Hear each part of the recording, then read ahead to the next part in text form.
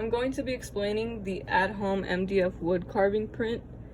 The carving that I am showing, for example, is the one that I did this semester. I believe it was edition 2. And I just think it's a good example to use for this video. So firstly, I will briefly describe printmaking. A print, in short, is essentially a self-made stamp. Of course, there are other methods of printmaking, like screen printing. So like, for example, I have this shirt that says Sarah on it. So that's one method of screen printing. Did I say that? But yes, it's very old, the paint cracks. Very common. But as for the MDF wood carving, essentially you carve your image into the block or slab and you ink it and print it onto paper. Then I will present all the materials and describe what they're used for, describe the process of carving, the process of setting up for inking and printing, and the actual process of inking and printing, and setting your prints to dry when you're done. The materials needed are carbon paper, which is most commonly seen with like tattoo stencils. It's just a transfer paper. MDF wood board, which is this. This is for carving, where you're gonna do all your carving. Then next is cutters and carving tools. So this is the carving tool. It comes with different bits, which is pretty cool.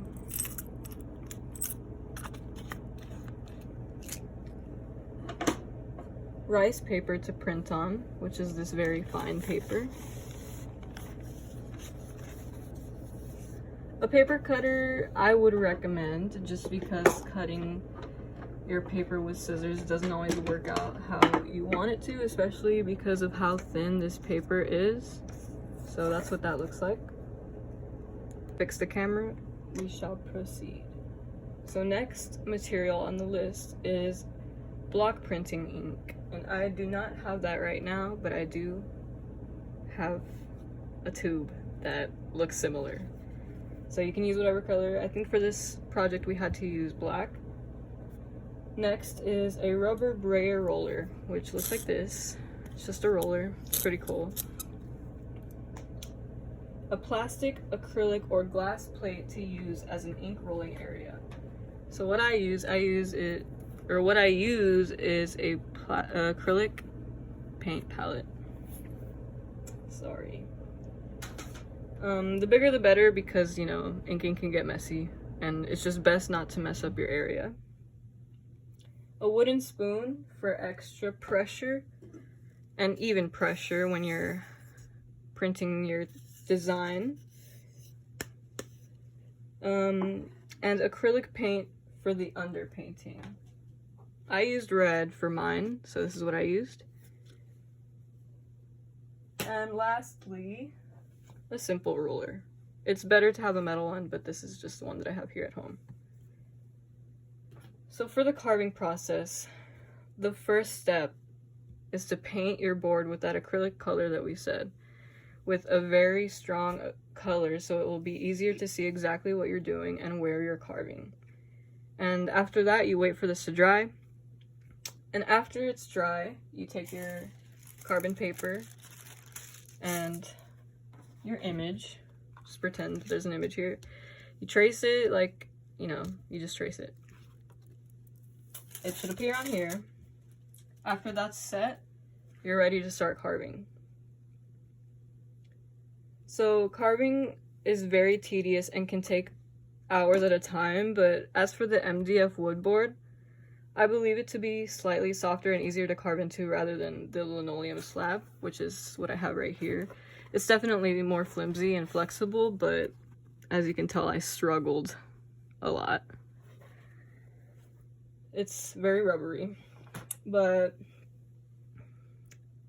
to make your life easier, it's best not to carve too deep into the wood. But unlike the linoleum block, this rule doesn't affect your board or your slab as much as the linoleum slab. And a big rule in printmaking is to avoid cutting outlines at all costs. There are certain instances where it may be necessary, but if that is the case, the outlines should be rare throughout the print. For example,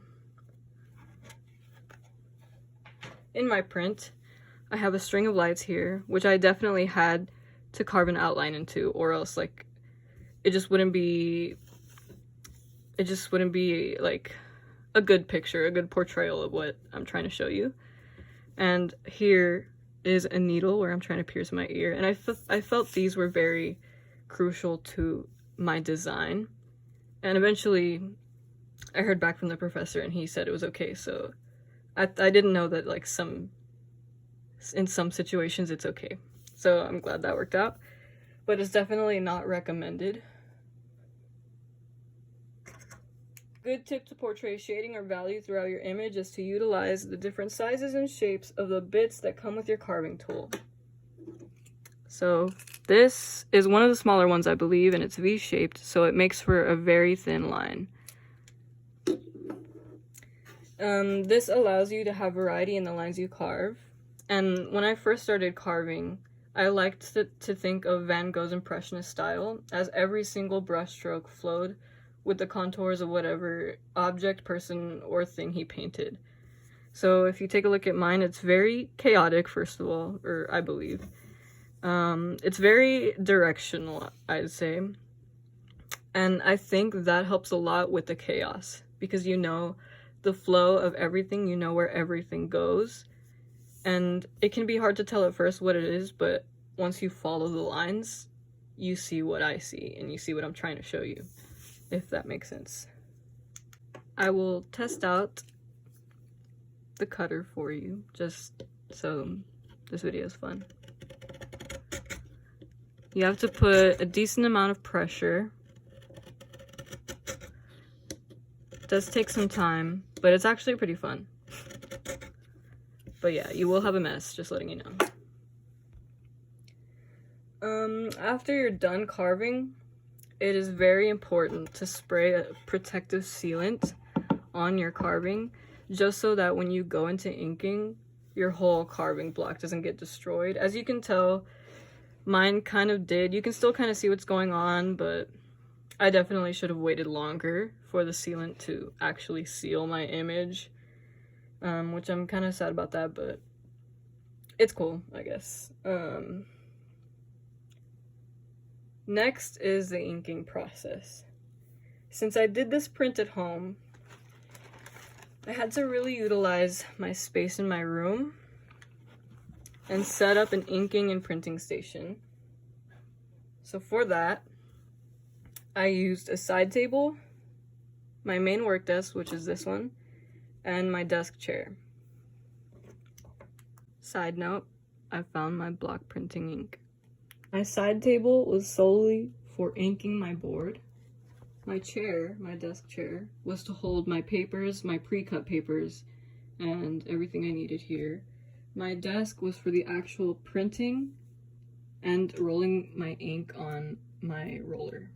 To begin inking, squirt some ink onto your glass or whatever you have. Roll it in multiple directions just to ensure that the whole barrel gets covered and to make sure that there is no surface without ink when you roll onto your board. Take your carving board to the inking table, which mine is over there, but I will bring it here for my example. So pretend this is my inking station, and my barrel is already full of paint. So I roll. I put a decent amount of pressure, not too hard. Pretending I'm going over every surface is getting covered with ink, multiple directions. I'm not sure if that's what you're supposed to do, but I like to do that just in case, especially because of the wood grain and all that. So I like to take my time doing this part, and make sure everything is evenly distributed. A big tip is to try to keep your hands clean throughout the whole process, which is pretty difficult. And you take your fully inked board to your printing station, which is the station I'm at right now. And let's set it up. I'll just use my picture as an example. So you can either draw out where your block will sit, or you can just take an educated guess like I did, which is why it looks so bad. So carefully and slowly place your block. After this, I liked to like put my hands on it and put all of my weight on it and kind of like pick myself up off of the floor, just so I have the most pressure that I can have. I also sometimes use this. I mostly used the spoon for the edges or the corners, which is the hardest place to get ink to, I guess, which you can probably tell here, here, and here. So you want to do this, I'd say for a little bit, for maybe like a minute or two, just to make sure every part of the board touches the paper and enough pressure is applied so you don't get any inconsistencies in ink throughout your print. And I definitely did in this print, which is not the best one out of the batch, I guess, but you really want a nice saturated print, because I can definitely see that it's not saturated enough. It's not the best print, but it's very important for you to have a decent print. That's why, for example, this is 4 out of 5. That's why we do more than one, just to ensure that you have a good print. Since I'm at home, I don't have a drying rack, which would be really cool. Once I was done with all of my prints, I would just take them, set them here on the table, set them on my bed, turn off the fan, or set them like on my kitchen table to dry. Then after that, I took pictures of them, signed them, and uploaded them to the discussion board. And that is it for today, class. You are dismissed.